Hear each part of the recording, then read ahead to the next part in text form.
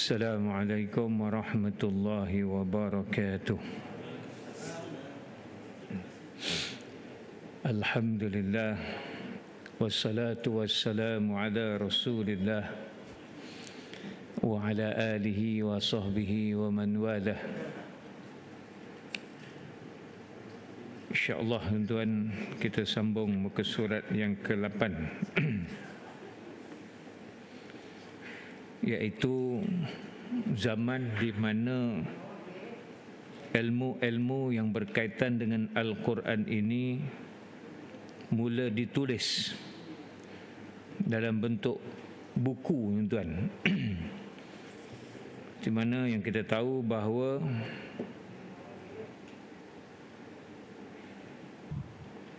pada zaman Rasulullah sallallahu alaihi wasallam dan juga pada zaman Khulafaur Rasyidin, ilmu-ilmu yang berkaitan dengan ulum Quran ataupun yang berkaitan dengan Al-Quran, termasuklah ilmu tajwid dan sebagainya, ilmu taranum, tak ada lagi pada zaman itu, tidak didisiplinkan sebagai suatu ilmu. Benarnya dah ada dah. Baca dengan dengung, baca dengan idgham, baca dengan idgham al-ghunna, itu semua dah ada dah. Baca dengan panjang, baca dengan pendek. Cuma tidak didisiplinkan menjadi satu ilmu macam yang kita ada sekarang ini dengan nama ilmu tajwid. Sebab tu bila sebut ilmu tajwid zaman Nabi memang tak ada lah. Tetapi membaca Al-Quran secara bertajwid memang sudah bermula sejak daripada zaman Rasulullah sallallahu alaihi wasallam. Demikian juga dengan ilmu-ilmu yang lain yang kemudiannya berkembang pada zaman selepas daripada Rasulullah sallallahu alaihi wasallam, selepas daripada Khulafaur Rasyidin sampailah kepada sekarang ini. Bidang yang menjadi bidang yang pertama dalam kajian tentang Al-Quran ni, tuan-tuan, bidang yang pertama sekali menjadi tumpuan ialah bidang tafsir. Tafsir Al-Quran. Dia suatu keperluan untuk umat Islam memahami kehendak ayat dan mengambil pengajaran daripadanya.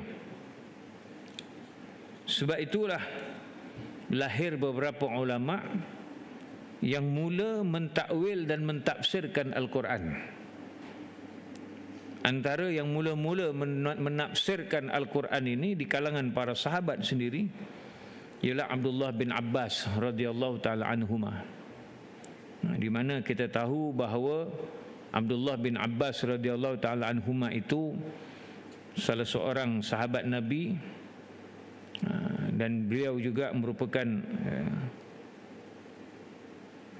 sepupu kepada Nabi.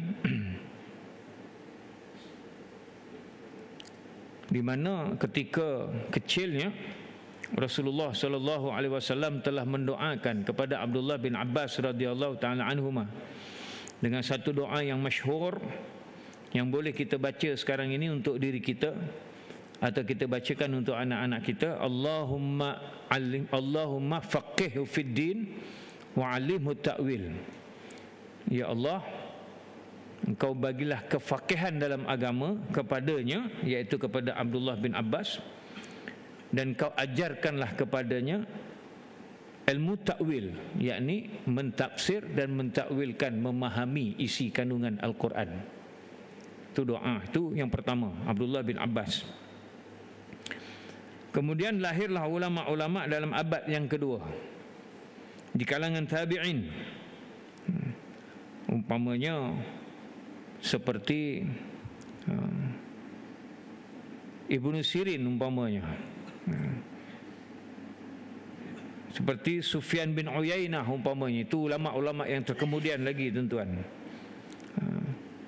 Umpamanya Syu'bah ibnu Al-Hajjaj, Waqi' bin Jarrah, guru kepada Imam Syafi'i, Ibnu Jarir At-Tabari. Ini adalah ulama-ulama besar yang namanya cukup besar dalam bidang tafsir dan tafsiran mereka ini biasanya akan menjadi rujukan. Bukan biasa je tuan-tuan, tetapi wajib menjadi rujukan kepada orang-orang yang nak menafsirkan Al-Quran sepanjang zaman tuan-tuan. Dalam bidang yang lain, umpamanya Al-Imam Ali bin Madini yang mengarang kitab dalam masalah asbabun nuzul, iaitu sebab-sebab turunnya ayat, di mana beliau pernah menjadi guru kepada Imam Al-Bukhari. Imam Abu Ubaid Al-Qasim bin Salam yang membincangkan masalah nasikh dan mansukh dalam Al-Quran. Mereka ini berada dalam kurun yang ketiga. Maknanya kalau kurun yang kedua itu tabi'in, kurun yang ketiga ni tabi'in tuan-tuan. Dalam abad yang keempat, kelima, keenam muncul pula ulama-ulama seperti Imam Abu Bakar As-Sajastani yang membincangkan tentang gharaibul Quran ataupun gharibul Quran, yakni keunikan Al-Quran itu. Dibincangkan sudut-sudut keunikan Al-Quran sebagai kitab yang turun daripada Allah Subhanahu wa taala. Imam Sa'id Al-Khufi kerana menyusun kitab I'rabul Quran yang mengi'rabkan tiap-tiap patah perkataan Al-Quran itu, dii'rabkan, fa'il ke, fa'il mudhari' ke, fa'il madhi ke. Jadi dii'rabkan ayat-ayat apa ni, tiap-tiap huruf, tiap-tiap ayat dalam Quran itu, tiap-tiap perkataan Al-Quran itu dii'rabkan berdasarkan ilmu tata bahasa.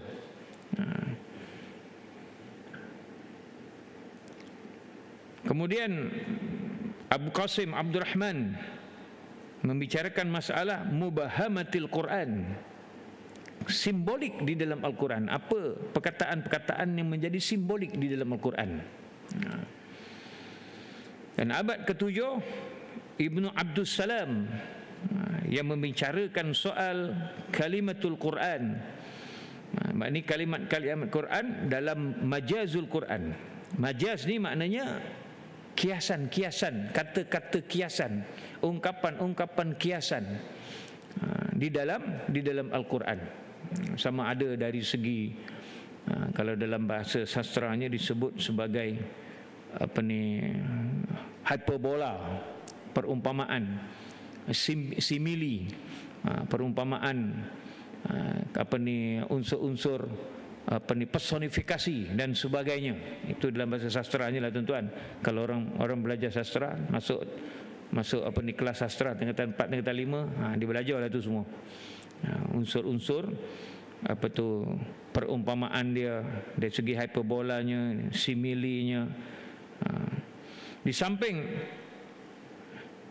Ilmuddin As-Samawi yang menulis tentang qiraatul Quran, iaitu cara membaca Al-Quran, cara-cara bacaan-baca Al-Quran.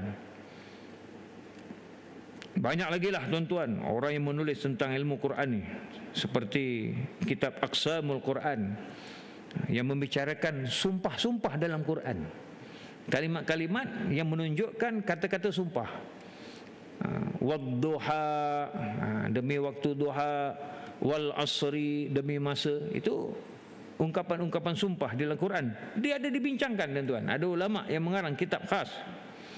Demikian juga amsalul Quran, perumpamaan di dalam Al-Quran, hujjajul Quran, hujah-hujah Quran, bada'il Quran, kehalusan Al-Quran,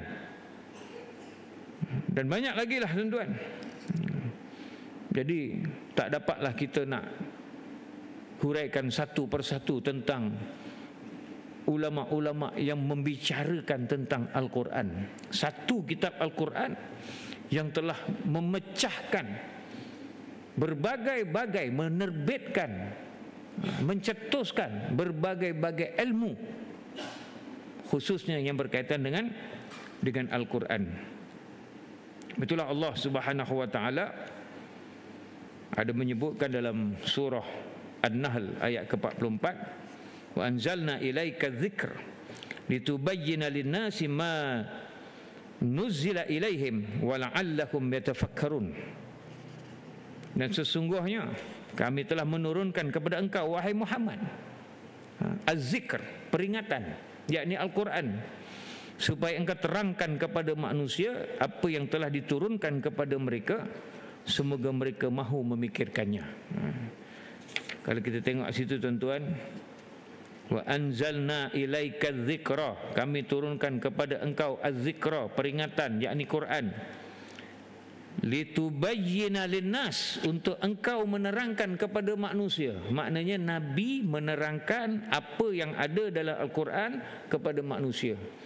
Apa yang Nabi terangkan itu kemudiannya dilaporkan oleh sahabat yang mendengar penerangan Nabi SAW. Dan sahabat ini kemudian menerangkan kepada orang selepas daripada mereka. Dan seterusnya sampailah kepada penulis-penulis hadis di dalam kitab. Itu namanya hadis.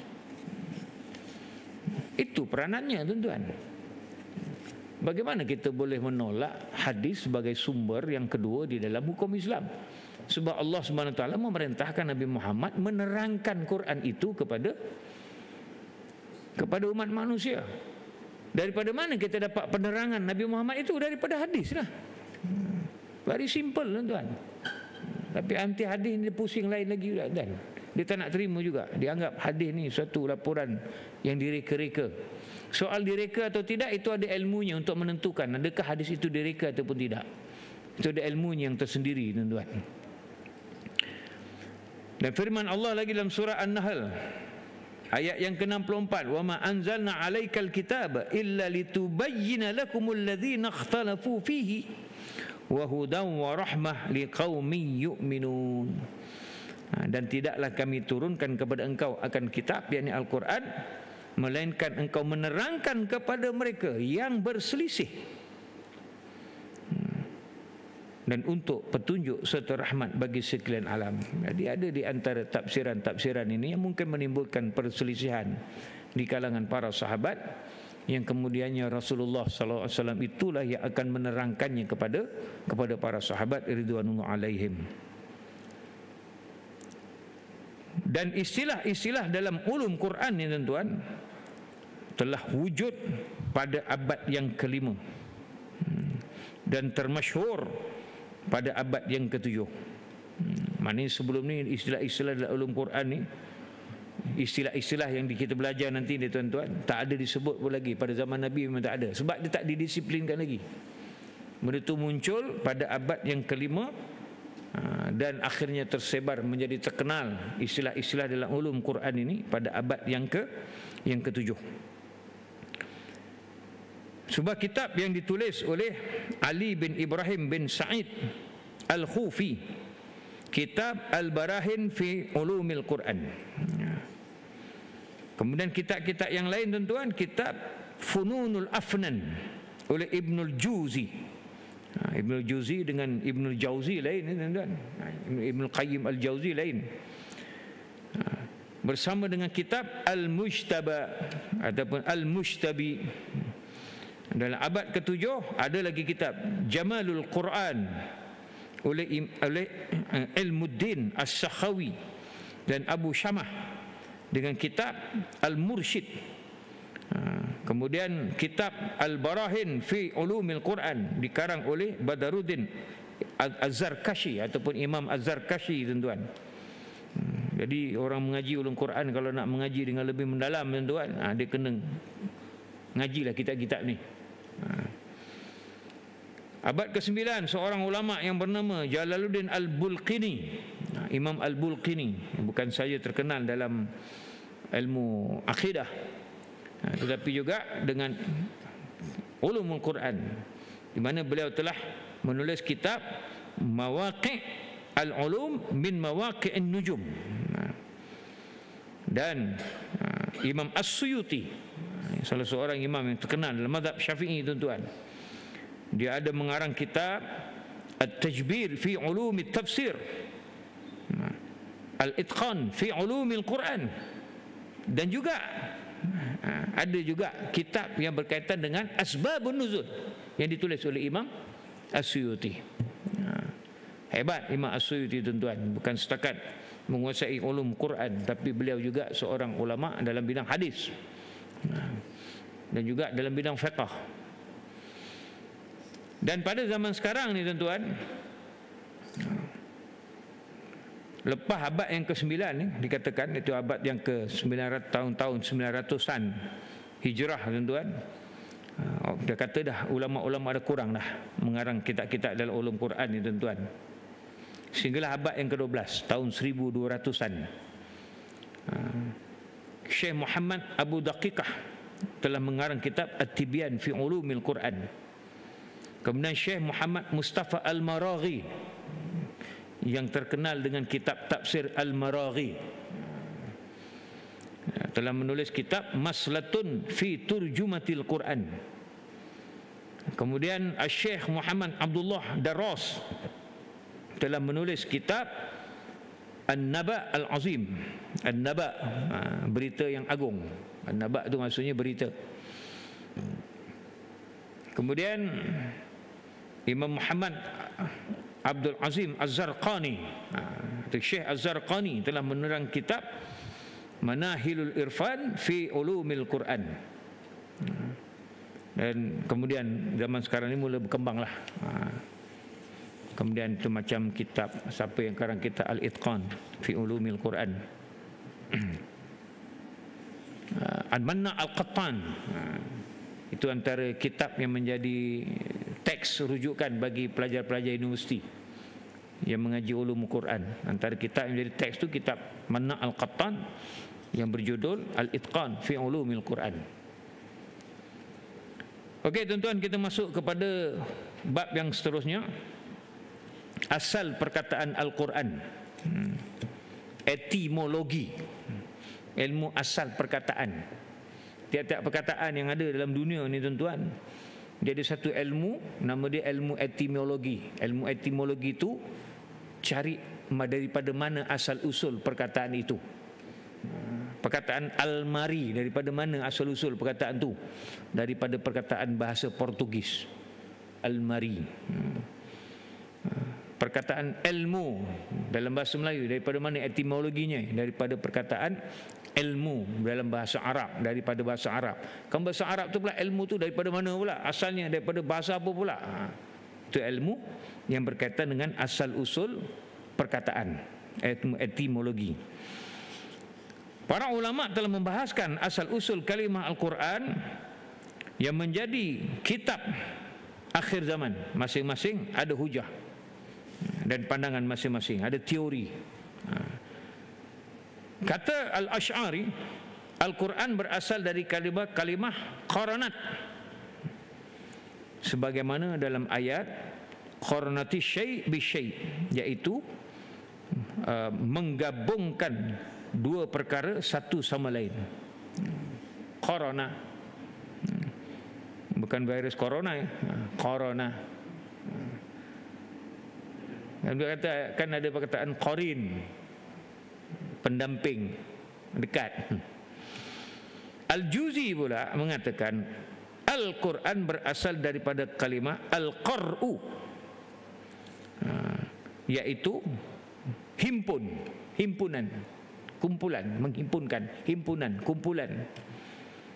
Sebagaimana dalam kata-kata qara'tul ma fil haud, ataupun qara'atil ma fil haud, maknanya berkumpul air di dalam telaga.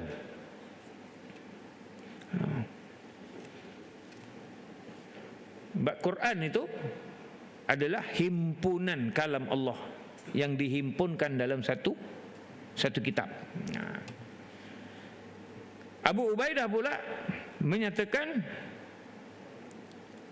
sama dengan apa yang dikatakan oleh Al-Juzi, iaitu Al-Quran itu bermaksud himpunan kerana Al-Quran mengumpulkan surah-surah di dalamnya. Ini kalam-kalam Allah itu semua dikumpul dan dihimpunkan dalam satu kitab. Dinamakan kitab Al-Quran. Manakala Ar-Raghib Al-Asfahani, Raghib Al-Asfahani berpandangan yang sama, iaitu himpun, perkataan apa tu, perkataan qar'u, iaitu himpun itu, kerana Al-Quran itu menghimpunkan seluruh kitab-kitab Allah yang terdahulu di dalam satu kitab, iaitu kitab Al-Quran. Dalam Al-Quran itu adalah ajaran-ajaran yang pernah terkandung di dalam kitab Injil, kitab Taurat dan kitab Zabur, dihimpunkan di dalam Al-Quran. Tidak kurang pula orang ulama-ulama yang berkata, sebagai contoh Al-Lihyai, Al-Quran itu adalah kata terbitan, masdar, kata terbitan daripada perkataan qara'a, sama seperti kalimah al-ghufran, ini perkataan ghafara, dan asyukran, syakara. Dan ada juga yang mengatakan Al-Quran adalah merupakan suatu isim alam, ismun alam, bukan mushtaq, yang dikhaskan bagi kalamullah, dan dia bukan kalimah atau sebut sebagai ghair mahmus. Itu dari segi tata bahasanya lah, dari mana terbitan kata Quran itu kategori kata apa? Dia kata isim alam. Tak kurang yang berkata bahawa kalimah Al-Quran berasal dari kalimah Al-Qarn,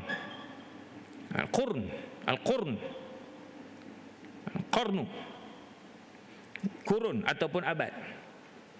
Manakala yang lain kata Quran adalah nama khas bagi kitab Allah, sebagaimana dinamakan kitab Injil, Taurah, Zabur yang terlebih dahulu.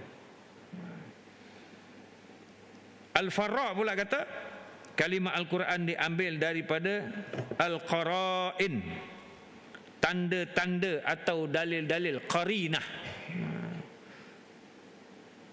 tanda-tanda, dalil-dalil, bukti-bukti. Ini kerana sesuatu ayat itu membenarkan, mendalilkan ayat-ayat yang lain dan menyerupai sesuatu ayat yang lain. Jadi Quran itu menjadi dalil kepada kehidupan umat Islam, petunjuk, keterangan. Jadi banyaklah nak dikirakan apa kata terbitan perkataan Quran tu asal daripada mana, tuan-tuan. Yang biasa kita sebut apa ni, yang biasa kita dengar Quran itu ialah perkataan qara'a, baca, qira'atan, bacaan. Al-Quran dari segi bahasanya bermaksud bacaan, dari segi bahasa, bacaan. Dalam bahasa Arab merupakan isim masdar ataupun kata nama terbitan daripada Quran, tetapi membawa makna isim maf'ul al-maqru', iaitu kata nama yang kena buat. Isim maf'ul ni kata nama yang kena buat. Sebab Al-Quran itu dibaca, dia kena baca, dia kena buat. Ini bermakna Al-Quran adalah sebuah kitab yang sentiasa dibaca dan terus dibaca oleh manusia sampai hari kiamat. Baik, itu maksudnya ialah bacaan Al-Quran. Dari segi hukum syarak pula, tuan-tuan, Al-Quran itu ialah kalam Allah, jadi kalam Allah Subhanahu wa taala yang melemahkan ni maknanya mukjizat, yang bermukjizat, tuan-tuan. Mukjizat ni bermaksud sesuatu benda yang melemahkan. Sebab mukjizat ni adalah benda luar biasa yang tidak mampu dilakukan oleh orang-orang biasa. Itu mukjizat, kurniaan Allah Subhanahu wa taala kepada seseorang nabi yang tidak mampu dilakukan oleh manusia biasa. Hatta nabi itu sebagai seorang manusia biasa pun dia tak mampu buat benda tu. Tujuan apa? Untuk melemahkan orang-orang yang tidak mahu percaya kepada kenabian Nabi sallallahu, kepada kenabian para nabi lah, tak kiralah nabi-nabi siapa. Jadi Al-Quran ini salah satu daripada mukjizat yang diturunkan kepada Nabi Muhammad sallallahu alaihi wasallam secara tawatir. Tawatir maknanya tuan-tuan, Quran tu turun kepada Nabi Muhammad diketahui oleh para sahabat ridwanullah alaihim dalam jumlah yang ramai. Dan sahabat itu pula mengajarkan Al-Quran ataupun menyampaikan Al-Quran kepada selepas sahabat, iaitu tabi'in, dalam kumpulan yang ramai. Jadi bila ramai ini tuan-tuan, tidak mungkin berlaku pembohongan. Sebab benda yang banyak ni tuan-tuan, kalau benda tertipu, pasti akan ada orang yang tahu bahawa benda itu tak betul. Itu keistimewaan Quran, sebab dia diriwayatkan secara mutawatir, ramai orang. Sebab tu Quran tak berubah ayat dan perkataannya sejak daripada zaman dulu sampai zaman sekarang. Tak ada. Siapa nak ubah mesti kantoi punya. Salah cetak aja mesti kantoi. Sebab dia mutawatir tuan. Ramai orang yang tahu. Zaman sahabat tu beratus-ratus sahabat yang tahu Quran tu. Itu maksud tawatir. Maknanya ramai. Tak mungkin adanya pembohongan pada tiap-tiap bait dari dalam Al-Quran tuan-tuan. Yang disampaikan kepada Nabi Muhammad melalui perantaraan malaikat Jibril alaihissalam. Jadi nak membezakan di antara Al-Quran dan hadis qudsi. Quran disampaikan melalui malaikat Jibril. Makna malaikat Jibril datang kepada Nabi Muhammad, dibacakan ayat itu, ataupun dia masukkan ayat itu dengan cara dia lah, malaikat kan, cara malaikat masukkan dalam hati Nabi Muhammad. Sedangkan hadis qudsi ini, walaupun hadis qudsi itu firman Allah yang disebut oleh Rasulullah SAW, di mana wahyu itu disampaikan oleh Allah Subhanahu Wa Taala melalui ilham. Sebab tu tak ada dalam sejarah pengajian Quran tuan-tuan, Quran itu diturunkan kepada Nabi Muhammad secara ilham, tak ada. Dia mesti melalui malaikat Jibril. Apa cara malaikat Jibril itu cara dia lah. Dengan apa cara lah. Seperti mana yang mungkin kita pernah belajar, dengan malaikat Jibril membacakan, Nabi Muhammad mengulangi semula. Dengan malaikat Jibril meletakkan ayat Quran itu, tahu-tahu dah ada dalam hati Nabi. Taklah mungkin dipegang dari Nabi ke, pegang kepala Nabi ke, masuk terus ke, Allah alam lah kan. Maknanya dia mesti melalui malaikat Jibril. Ataupun malaikat Jibril salam turun masuk ke. Kemudian Al-Quran itu tertulis di dalam mashaf. Mashaf ni lembaran kertas ni. Mashaf lah, lembaran kertas. Itu mashaf. Dalam bahasa Arab. Quran mesti dalam bahasa Arab. Kalau bukan dalam bahasa Arab, itu bukan Quran. Itu terjemahan Quran. Itulah yang membezakan Al-Quran dengan kitab-kitab agama lain yang ada sekarang ni. Bible yang menghimpunkan Taurat, Zabur dan Injil, mana dalam bahasa asal lagi dah?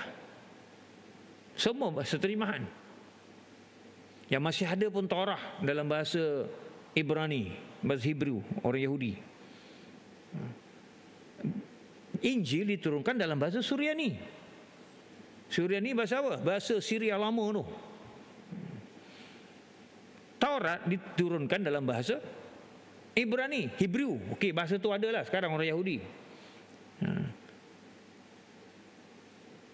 Tapi Taurat yang digabungkan dalam Bible, yang jadi kitab perjanjian baru, perjanjian lama dengan perjanjian baru, dah tak asal daripada bahasa Ibrani, dah jadi bahasa Inggeris. Rata-rata Bible dalam bahasa Inggeris. yang akan jadi rujukan bahasa Inggeris. Kecuali mungkin orang-orang yang duduk kat Amerika Latin lah, ataupun dekat Spanyol. Itu dalam bahasa Latin. Sebab asalnya dia daripada bahasa Suryani, termasuk bahasa kitab Taurat itu daripada bahasa Ibrani. Dia kan agama Kristian berkembang di Empire Rome. Empire Rome tu bahasa Latin. Ada yang kata dia terjemah ke bahasa Greek, Yunani. Daripada bahasa Yunani terjemah ke bahasa Latin. Daripada bahasa Latin terjemah ke bahasa Inggeris. Dah perlu banyak kali terjemah dah.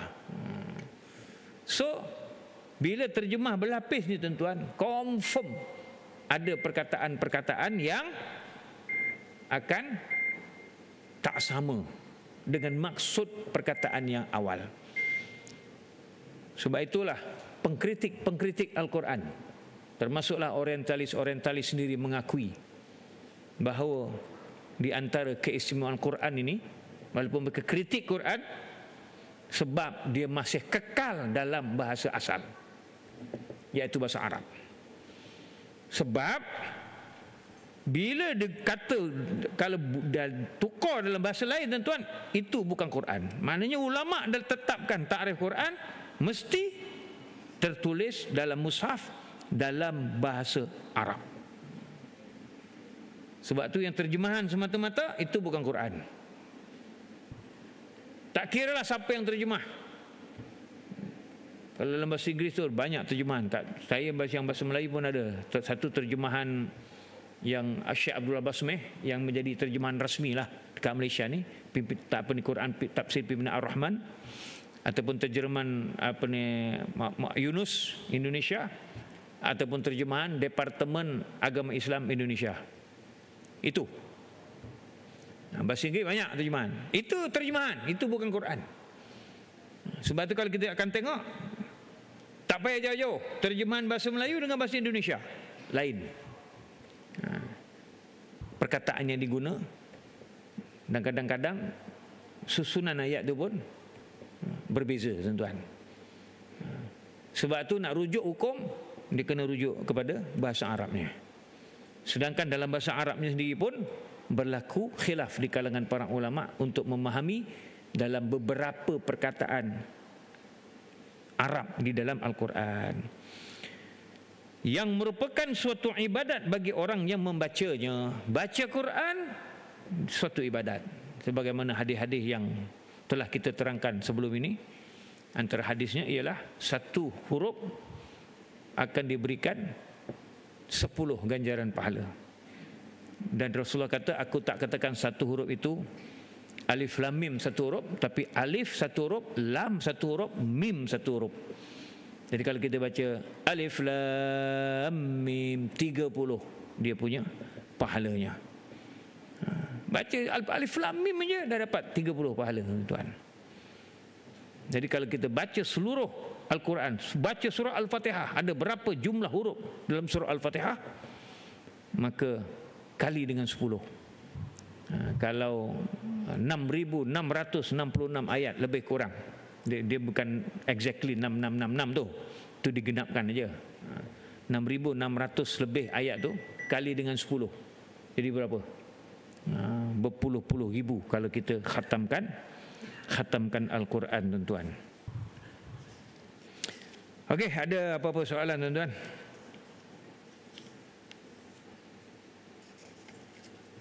InsyaAllah kita akan sambung pada pertemuan akan datang. Kita akhir dengan tasbih kafarah dan suratullah. Bismillahirrahmanirrahim. Subhanakallahumma wa bihamdika asyhadu an la ilaha illa anta. Bismillahirrahmanirrahim. Wa ala alihi ila alladhina amanu wa amilus salihati wa tawassaw bil haqqi wa tawassaw bis sabr. Sadaqallah.